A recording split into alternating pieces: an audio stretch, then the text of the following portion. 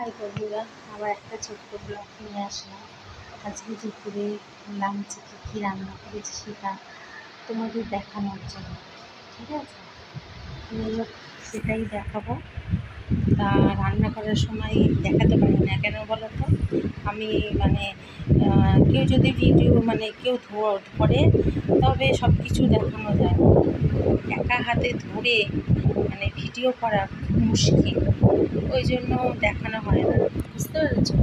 ওই জন্য দেখানো হয় না। তা সেই জন্য বলছি, আমি যেন রান্না করার সময় কালকে দেখিয়েছিলাম হচ্ছে ভোলা মাছের মাখা মাখা দিয়ে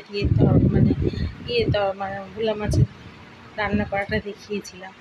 তা একা একা রান্না করে ভিডিও করা যায় না হাতে ধরে। ওই জন্য যাই হোক, আগে রান্না করে দেখাতাম, তাই আবার রান্না করে দেখাচ্ছি। একটা ছোট্ট ব্লগ নিয়ে এসেছি। তোমাদের যদি ভালো লাগে তাহলে লাইক করবে। ঠিক আছে, চলো যাই কী রান্না করেছি সেটা দেখানোর জন্য।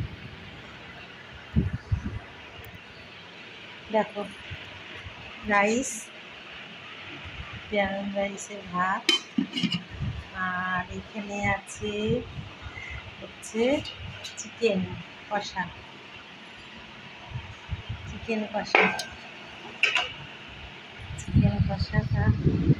কষা কেমন হয়েছে সেটা কমেন্ট করে জানিয়ে। ঠিক আছে, আর যাই হোক, আমার মেয়ে আর আমার হাজব্যান্ড চিকেন হলে আর কিছু লাগে না, ওই জন্য ডাল করিনি, ওই চিকেনটা করেছি।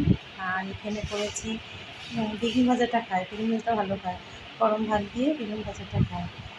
এখানে করেছি হচ্ছে বেগুন ভাজা আর টমেটোর চাটনি, আর এদিকে আছে স্যালাড। দেখো, স্যালাড, শশা আর পেঁয়াজ, টমেটো খায় না, আর লেবু। আর এদিকে চিকেন কষা, বেগুন ভাজা,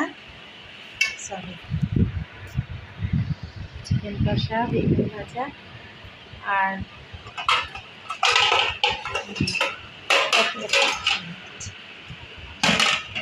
এই হোক, চিকেন কষা, বেগুন ভাজা আর স্যালাড আর পাঁপড় আছে।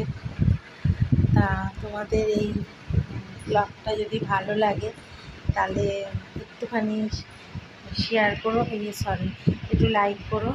ঠিক আছে, আর যারা খেতে চাও চলে আসো। ঠিক আছে, যারা খেতে চাও তারা চলে আসো।